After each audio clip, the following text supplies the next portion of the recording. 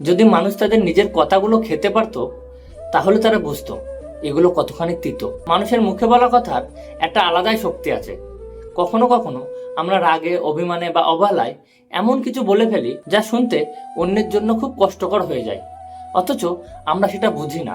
কিন্তু ভাবুন তো, যদি একদিন সত্যি আমাদের নিজের বলা কথাগুলো খেতে হতো তাহলে কেমন লাগতো?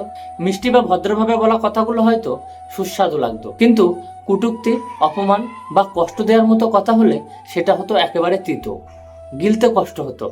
তখনই হয়তো আমরা বুঝতাম আমাদের জিভ থেকে বের হওয়া প্রতিটি শব্দের কতটা ওজন আছে, আর তা অন্যের হৃদয়ে কেমন প্রভাব ফেলে। তাই কথা বলার আগে একটু ভেবে বলা জরুরি, কারণ কথার কোনো ওষুধ নেই, একবার বলে ফেললে তার ফেরানো যায় না। নিজের কথাই একদিন যদি নিজের কাছে তিতো হয়ে ওঠে, সেটাই হবে সবচেয়ে বড় অনুশোচনা। তাই কথা বলতে শিখুন, কথা শুনতে শিখুন, আর কথার মাধ্যমে ভালোবাসা ছড়িয়ে দিন।